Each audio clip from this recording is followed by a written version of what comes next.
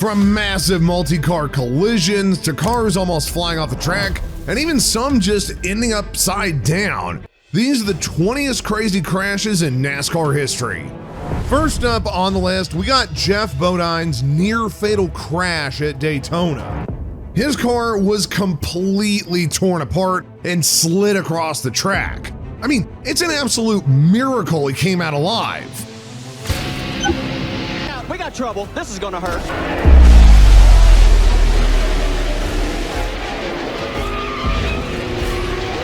Oh my.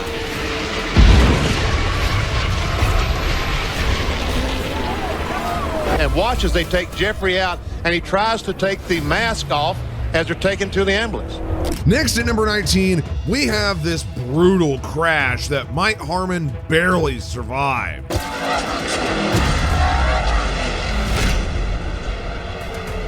I mean, Johnny Sauter was literally inches away from ending Harmon's life, and he just walked it off like it was nothing.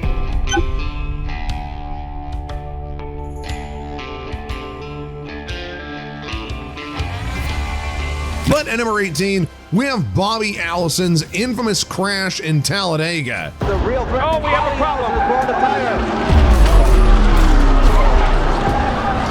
Bobby Allison with a horrible crash here on the front stretch. He has torn out a whole large area of guardrail. There it is, protecting the crowd.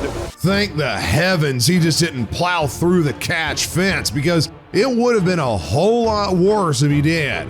Now, skedaddling on back to Daytona, does anybody else remember watching Ryan Newman lose out on a win all because of this disaster? Side. Here comes Hamlin up the outside. Crash into the wall, into the air. Goes Newman. Upside down. Yeah, thank God he only suffered minor injuries. Because at number 16, Eric McClure crashed into the safer barrier with such force that it actually folded his car in half. Oh, trouble. Harvick's around. Oh, got spun on the backside by the 43. How many's it Hold going the to brake, collect? hold the brake. Oh, what a vicious crash. Eric McClure. Trapped inside of his vehicle, emergency responders were able to free him and airlift him to the nearest hospital, where he was treated for a concussion and internal bruising. But believe it or not, that is not even the craziest crash at Talladega that year, because the final lap of the Aaron's 499 had produced this insane pileup. Kenseth with Harvick behind him. Oh, there's contact. Get out of you now. Stewart into the middle of the pack and over.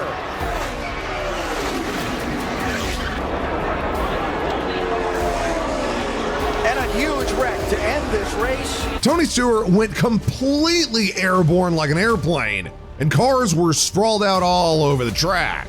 But while this incident involved multiple crashes, number 14 had just one. But it was one of the most violent head-on collisions in NASCAR history. Michael Waltrip's car begins to slip and slide on the outside and contacts the concrete wall nearly head-on. The car is sawed in half by that concrete barrier there. One of the most spectacular and violent crashes I have ever seen. See, even though Michael Waltrip nearly lost his life, he was still in good spirits, even giving an interview at the race. I think I'm all right, and we'll go home and get a good night's rest tonight and try to figure out somebody to help us get through those 500 laps tomorrow. Well, you need to rest up because, baby, let me tell you, you ain't going to believe the pictures you're going to see when you see them. Hope we did a good job for Kool-Aid anyway. That's our first race. Next up on the docket, we gotta tell you about Dale Jr. and Steve Park's nasty wreck at Pocono. Whenever Rusty Wallace had ended up dinging Steve's car while moving to the outside lane, Park lost control and ran off the track, taking Dale Jr. with him. Oh, trouble. Steve Park is off into the infield. Another car valve over on his lid. It's Park and Dale Jr. Terrible crash. But in a show of tremendous sportsmanship, Earnhardt exited his car to make sure that Steve was doing okay. That's why he's one of my favorite drivers of all time. And just 8 years later, there was another major crash at the same race. But this time, it was between Elliott Sadler and Kurt Busch. Great job, guys. Down the stretch. Look out. Trouble. Kurt's into the wall. Boyer's in it as well. And Kurt's getting the worst of it. Like a little bump drafting going on right there. We're trying to gain the advantage. Look at this. Gosh. Engine is out of this thing. My goodness, that was, well, that was surely something. But moving on to number 11, Michael McDowell suffered one of the most disastrous qualifying crashes on the Texas Motor Speedway. It's 26th at Martinsville. Whoa, whoa, guys, whoa, whoa. Oh, no. Oh, my gosh. I have never seen anything like that in my life. He hit that wall a ton. Oh, my gosh. Wait, hold up a sec. How do you not get injured from that? I mean, seriously. At number 10, we're gonna head on over to Las Vegas Speedway where Jeff Gordon was flying towards the barrier, losing his radiator in the process. For Gordon, but look on the high side. Oh, Gordon comes up. Oh, he got Kenton. Oh, and there goes Jeff. Jeff's in the inside wall, hard into the wall. Caution will wave. Caution will wave. The field is frozen. That's the whole radiator out of the 24 car. The entire radiator. Yeah, it's kind of hard to race without one of those, isn't it? But for this next one, we're taking it all the way back to the classics. I'm talking 1960 to the single biggest crash in motorsport history. And of course, it's at Daytona. In total, 37 cars were involved, either getting flipped, spinning out, or just flat out crashing. The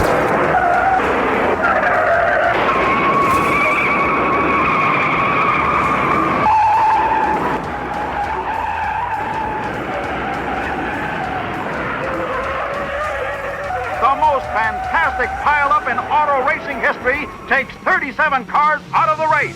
Miraculously, not a single driver lost their life, which that's even crazier considering the lack of safety features back then. But Kyle Larson, he reminded us more importantly and recently just how dangerous Daytona can get. Stewart 33 and contact. Smith turned around. Tony Stewart is going to win this race. What a terrible crash coming to the finish.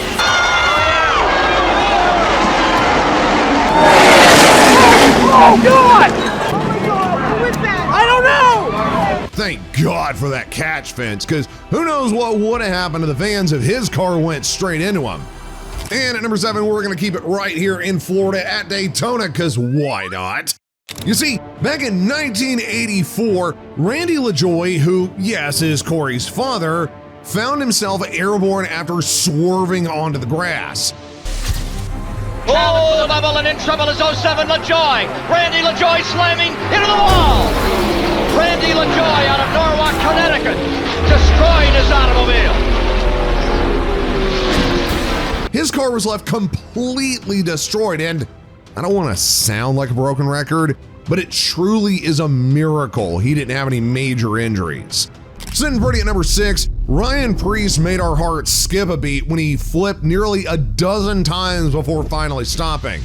Big push coming now for Harvick. Oh, and around goes a couple cars. Preece upside down. He's barrel rolling through the grass. Ryan Preece upside down in the infield. Man, oh man. But even more recently, there was a crash that almost took out the entire field. This all started whenever Austin Cindric was bumped by Brad Keselowski, which set off a crazy chain reaction. And look at that, look at the speed back. Here we go. Cindric's gone, so too is Logano. Harrison Burton's in there. LaJoie. The whole field. My goodness. When everything was settled, it became the largest crash in Cup Series history. That's just how races go sometimes, especially in Talladega. And at number 4, Austin Dillon was caught up in a multi-car accident during the final moments of the Coke 0400. Junior will win at Daytona! And the big one happens behind them! Oh my God!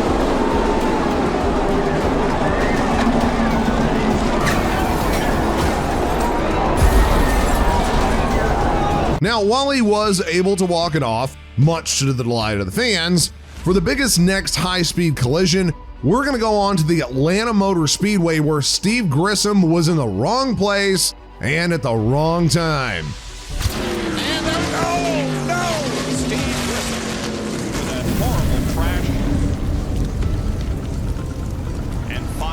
the racetrack.